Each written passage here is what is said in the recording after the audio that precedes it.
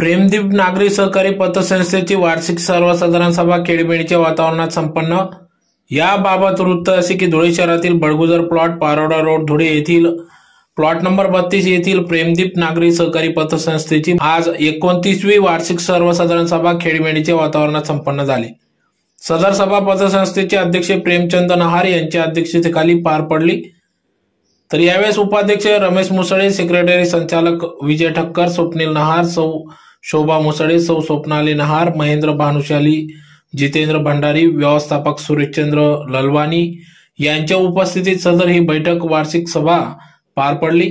तर यावेळेस मोठ्या संख्येने सभासद वर्ग उपस्थित होता। तर प्रेमदीप नागरी सहकारी पतसंस्थेचे 945 सभासद असून संस्थेचे 3,54,20,000 एवढी रक्कम ठेवी ठेवली असून अतिशय कमी ठेवीत निव्वळ नफा 36,57,341 रुपये वर्षी नफा झाला। तर अतिशय उत्तम प्रकारे सदर पतसंस्थेचे कामकाज चालू असून या संस्थेला अ वर्ग दर्जा प्राप्त झाला असून आज दिनांक 14 जुलै 2024 रोजी सकाळी 9 वाजता संस्थेच्या कार्यालयात सदर सभा घेण्यात आली। वार्षिक सर्वसाधारण सभेत एकूण 10 विषयांवर चर्चा करण्यात आली, ज्यात प्रामुख्याने मागील वार्षिक सभेचा इतिवृत्त वाचून कायम करणे, सन 2023-24 चे वार्षिक अहवाल व हिशोब पत्रके वाचून मान्यता व स्वीकृती देणे, सन 2024-25 सालासाठी वार्षिक खर्चाचे संचालक मंडळाने तयार केलेल्या अंदाजपत्रकास मंजुरी देणे, तसेच 2023-24 वर्षात कमी अधिक झालेल्या खर्चास मान्यता देणे, दिनांक 31 मार्च 2024 अखेर लेखापरीक्षण अहवाल व दोष दुरुस्ती अहवाल वाचून स्वीकृती देणे, संचालक मंडळाने शिफारस केलेल्या सन 2023-24 चा नफा वाटण्यास मान्यता देणे, सन 2024-25 या आर्थिक वर्षाच्या लेखापरीक्षणासाठी शासननाम तालिकेमधील लेखापरीक्षकाची नेमणूक करणे व मानधन देणे, प्रेमरत्न महिला नागरी सहकारी पतसंस्था मर्यादित धुळेची विलीनीकरण करणे, समोपचार योजनेअंतर्गत दिलेले कर्ज खात्याची माहिती देणे व मान्यता देणे, अध्यक्ष यांच्या परवानगीचे आयत्या विषयांवर चर्चा करणे अशा आदी विषयांवर या ठिकाणी चर्चा करण्यात आली। तर अतिशय खेळीमेळीच्या वातावरणात सदर ही वार्षिक सभा संपन्न झाली। निर्विघ्नपणे आपला कारभार या संस्थेचा चालू आहे।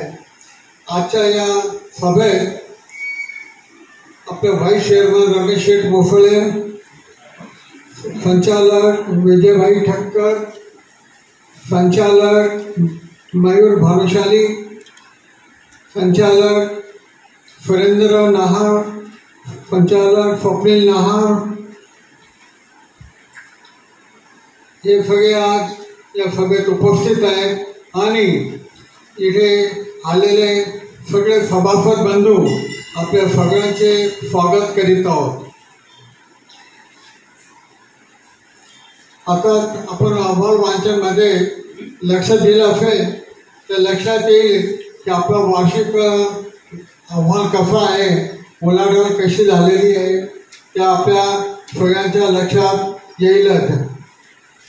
खरं म्हणजे आजची सभा आपण घेतलेली आहे, आजची लग्नाची तिथी जास्त असल्याकारणे संख्याही कमी होते। प्रत्येक जण बाहेरगाव म्हणा त्या इकडे म्हणा आपल्या व्यस्त असल्या कार्यामुळे थोडंसं लवकर घेण्याची प्रक्रिया आपण करणार आहोत।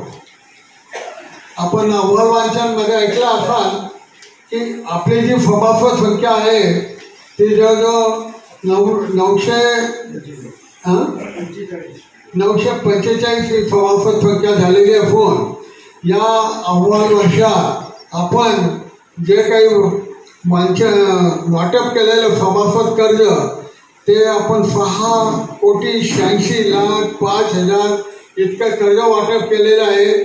त्यापैकी वसूल कर्ज 6,86,05,000 जवळपास इतकं कर्ज वसूल झालेलं आहे। त्यामुळे लगभग आपल्या 90% वर सुद्धा रिकव्हरी याच्यात झालेली आहे।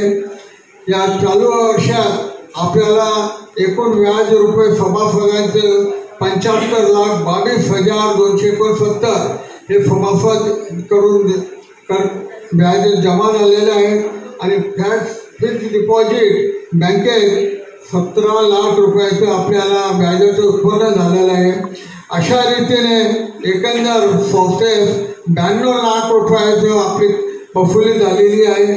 आता या सगळ्या खर्चातून तरतुदी आपण वजा करून हा नफा आज दाखवणार आहोत।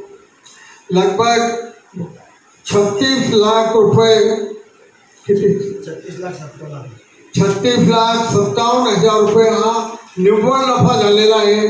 तरतुदीच्या अगोदर ढोबळ नफा आपल्याला सांगितलं 92 लाख रुपये ढोबळ नफा होता, परंतु इतर खर्च व गुंतवणूक जी असते ते गुंतवणूक वजा जाता 36 लाख रुपये आपल्याला या संस्थेत यावर्षी नफा झालेला आहे।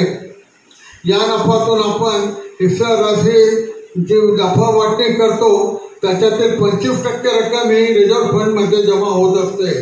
त्यापैकी सभासदांना डिव्हिडंड म्हणून आपण वाटप करतो, ते जवळजवळ 6 लाख रुपयाच्या आसपास डिव्हिडंड वाटप केला जातो।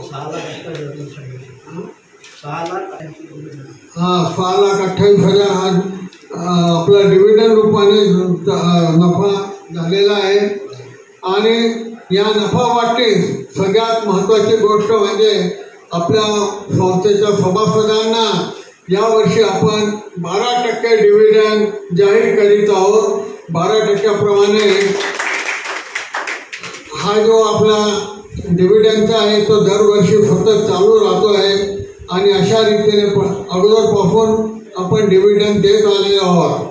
अशा या एकंदरीत आर्थिक व्यवहार आपल्या समोर आम्ही सादर केलेला आहे। यापूर्वी जे अंदाजपत्रक तयार असतं ते अंदाजपत्रक मागील पत्रकाप्रमाणे 10% आपण जास्त करीत असतो।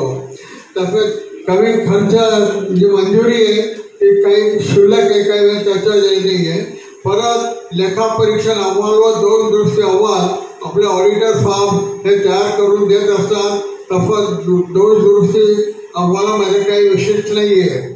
आता मागच्या वर्षी जे आपले ऑडिटर होते यांनी मागच्या वर्षाच्या आपल्या संस्थेचे ऑडिट केलेलं आहे। ऑडिट एकदम उत्तम रीतीने त्यांनी सादर केलेलं आहे आणि त्याबद्दल त्यांनी संपूर्ण समाधान व्यक्त केलेलं आहे। त्याच्यात त्यांनी अहवाल दिले की तुमची जी पत्रके आहे, हिशोब पत्रके वगैरे सगळे व्यवस्थित आहे। त्यामुळे त्यांनी आपल्याला या संस्थेला अ वर्ग देण्यात आलेला आहे। आ वर्ग हा पहिल्यापासून मिळतोय, पण यावेळेस त्यांनी विशेष समाधान हे केलं कारण जी कर्ज वसुली झालेली आहे त्याच्यात थकबाकी फार कमी आलेली आहे। यावर्षी जे आपल्याला कर्ज वसुली झालेली आहे त्याच्यात काही मागच्या वर्षाचे 10 वर्षापासून काही पेंडिंग कर्ज होतं ते सुद्धा यावर्षी आपण वसूल केलेलं आहे।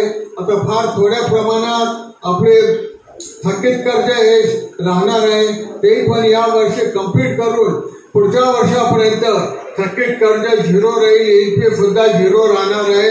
अशा रीतीने संस्थेचा हा जो आर्थिक व्यवहार आहे तो फार व्यवस्थितपणे आपण हाताळणार आहोत।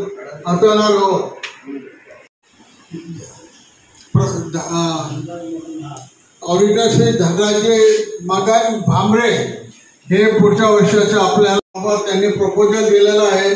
आपण तो विषय घेतलेला आहे आणि त्याची सगळी नियमावली तपासून आणि त्यांच्या DDR मार्फत त्या संस्थेची आपण मान्यता घेऊन जेणेकरून लवकरात लवकर प्रेमरत्न महिला नागरी पतसंस्था प्रेमदीपमध्ये विलीन करण्यास आपल्याला वेळ लागणार नाही आणि ते करणं फार गरजेचं आहे। यामुळे तो विषय सुद्धा आपण घेतलेला आहे।